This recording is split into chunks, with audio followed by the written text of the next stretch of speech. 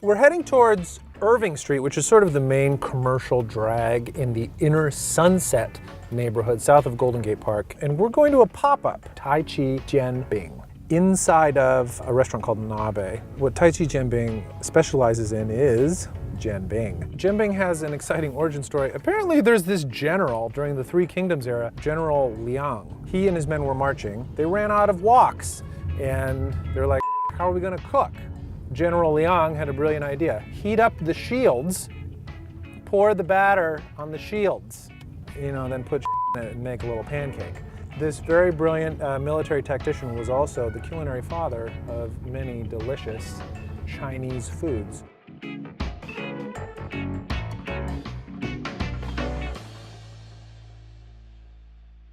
Explain a little bit about the history, about the pop-up and sort of the origin of Nabe.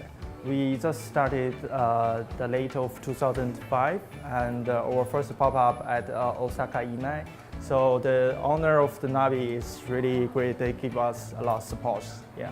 Why do you focus on Jianbing? Because I eat Jianbing a lot when I was young. We got these recipes from the master who's doing this in Beijing for decades. Yeah. So. The first time if you want to try our Jianbing, I highly recommend the original one. So that's the most authentic taste. Let's eat some Jianbing. Okay, so I'm definitely this original, the Lao Jie Yuan Wei. And then I think also the 多汁烤肉, which is the barbecued pulled pork. And then you said you have a cumin beef special? Yeah, cumin beef. So let's try that too. Okay. And great. I think 3 is enough. This is sort of the quintessential northern China street food. The best way to describe this, it is like a Chinese crepe. Crack a couple eggs on it, and then you just put all kinds of whatever you want.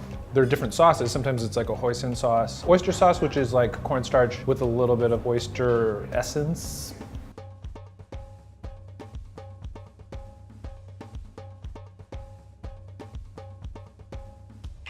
Why don't we get going with the old street original Jianbing, Lao Jie Yuan Wei Jianbing. This is prepared with some chili paste, some fermented tofu. There's usually the bao cui, which is like a crispy cracker. I love this, man. This takes me back. A little bit of a little story. I was a very poor student in college. I think my report card spelled fad de, and I got kicked out of school, essentially. I ended up going to China for a year. This was when I was like 19. And I rented a room at a college, and I would walk to work every day where I worked at the Holiday Inn. For breakfast, when I ate on the streets, they had the Jianbing guys. I forget how much it cost, but it was probably like $1.50, I think. This was almost 20 years ago. I'm a very old man. This is a little fancier. This is sort of fancified Jianbing, but it's still, the essence of it is the same. There's a good amount of spice in this, and there's also sort of like that sweet, heady, like bean paste flavor that kind of pervades as that is sort of spread all over. And then of course the crunchy texture of that fried wonton strip, the bao cui. And so that also gives a nice crunch, a nice texture, a nice variant. But yeah, super good. Let's try another flavor of this. Let's try the, this is 多汁烤肉 Jianbing, which is the barbecued pork. It looks like there's just kind of like, for lack of a better term, this is like barbecued pulled pork. There's a big fistful of nice bright purple cabbage in there. This tastes like a traditional pulled pork like you would get in sort of a North Carolina style barbecue.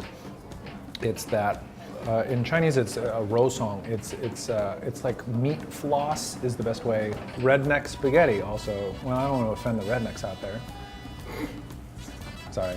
It does taste a little Chinese because there still is that sweet bean texture, but there also is what tastes, to me at least, like a ketchup, vinegar, Worcestershire, tomato-based sauce that's mixed in with the Chinese flavors that you would expect, which is sort of more fermented bean, soybean, mung bean, fermented tofu, fermented vegetables.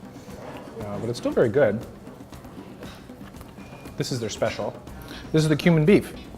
And I gotta say, this looks good. And it looks like there's red peppers and a lot of cilantro, as well as this beef in there. This is great. Cumin is a spice sometimes associated with Indian cuisine in South Asia. It has a presence in a lot of curries, and so it is a very fragrant, very powerful, very heady spice. It pairs well with meat.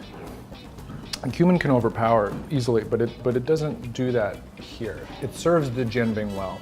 There's also a nice sharp ginger flavor in this as well. So this one has a lot of strong flavors: the cumin, the peppers, the ginger, the big strips of onion, as you can see here. This one is a little more like down to business. I'd like to thank you for joining me for this episode of Dining on a Dime from the Tai Chi Jianbing pop-up inside Nabe restaurant in San Francisco, California. If you'd like to watch more, please click here.